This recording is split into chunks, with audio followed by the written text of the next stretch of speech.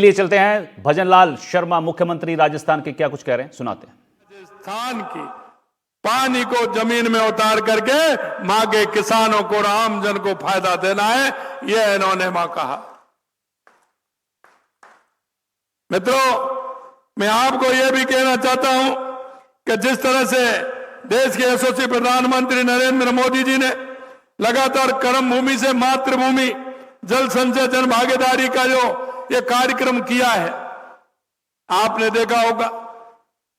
बता रहे थे कि मेरे को उसके बाद बॉम्ब में बुलाया कि वहां के जो लोग हैं, कुछ व्यापारी हैं, 100 करोड़ रुपए खर्च करना चाहते हैं।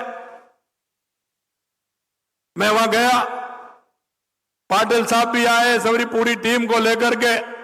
जो उन्होंने कहा पहले मेरे से कि 100 करोड़ रुपए खर्च करेंगे, और जब मैं वहां पहुंचा तो वो 200 करोड़ हो गए, और उसके बाद जब मैं आने लगा तो वो 300 करोड़ रुपए हो गए।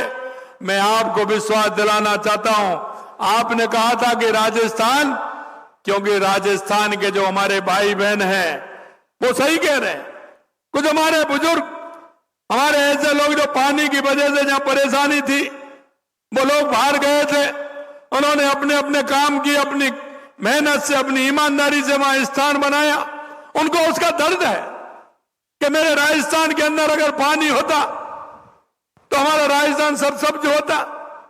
और मैं यही कहना चाहता हूं मेरे भाई और बहनों कि उन्होंने जिस मन से काम किया है, और अभी भी मैं जब गया था तो मैं जहां जाता हूं वहां ही कहता हूं, जो हमारे राजस्थान के लोग हैं और जिन्होंने, चाहे वो गुजरात के अंदर हो, महाराष्ट्र के अंदर हो, तेलंगाना के अंदर हो, आंध्र प्रदेश के अंदर हो, झारखंड के अंदर हो, आसाम के अंदर हो, जहां भी कहीं वो रह रहे हैं, निश्चित रूप से उनका मन और भाव इस तरह का है। उन्होंने कहा कि राजस्थान के लिए जो भी काम होगा उसको हम करेंगे, पूरे मन के साथ करेंगे। भाइयों बहनों, मैं आपको एक और में निवेदन करना चाहता हूं, क्योंकि आप बता रहे थे कि इतने हो गए, क्योंकि मेरे को पता है कि वहां के लोगों ने, किसी ने एक मशीन की कीमत 1-1, 1.5, 2-2 करोड़ रुपए, लेकिन वहां के उन लोगों ने मशीन लेकर के राजस्थान के अंदर भेजी। कम से कम 15-20 मशीन यहां चल रही है। बड़े बड़े 300 फुट के, 400 फुट के, 500 फुट के ट्यूबवेल उन्होंने किए हैं, क्योंकि कुछ एरिया हमारा ऐसा है जहां नीचे जमीन में पत्थर है, पहाड़ आ जाते हैं, तो उसके लिए बड़ी मशीन काम करती है। मैंने कहा कि जब मैंने उनसे पूछा कि कितने हो गए, तो उन्होंने पिछले दिनों में 10-12 हजार ट्यूबवेल खोद करके उन्होंने बड़ी बड़ी मशीनों से काम किया है।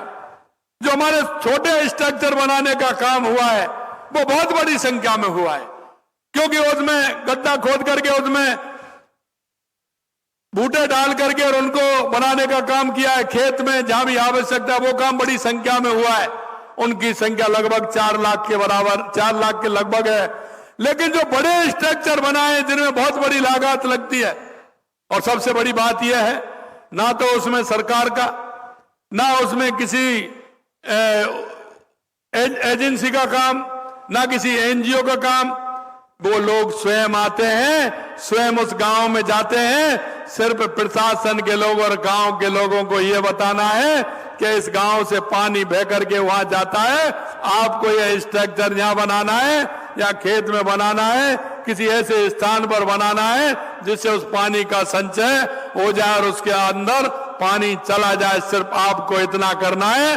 बाकी जो हमारे प्रवासी, हमारे तीनों भाई आए, ये ऐसे बहुत सारे लोग जो हमारे लग रहे हैं, उनको ये पूरी तैयारी के साथ ये पूरा काम ये कर रहे हैं।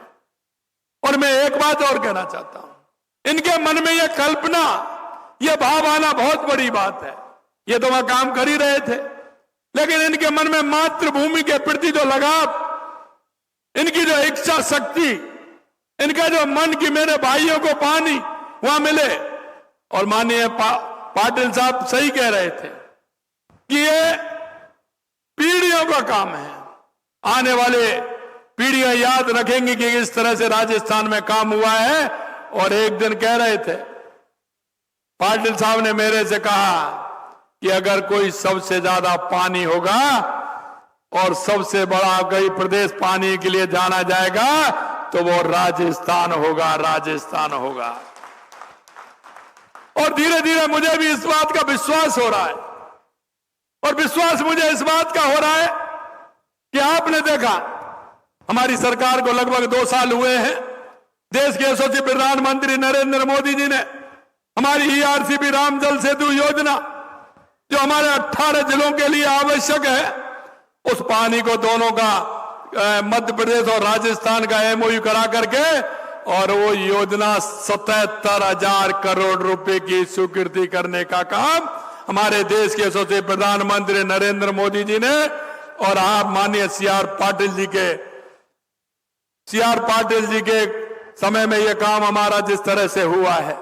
मैं आपसे एक बात और कहना चाहता हूं, यही नहीं, यमुना जल समझौता जो हमारे शेखावाटी का बहुत बड़ा काम है, मैं कांग्रेस के लोगों से कहना चाहता हूं, क्योंकि ये कांग्रेस के लोग वो लोग हैं भाई साहब, यहां कई बार शिलान्यास भी इन लोगों ने कर दिया, चुनाव के समय में पत्थर भी लगा करके चले गए।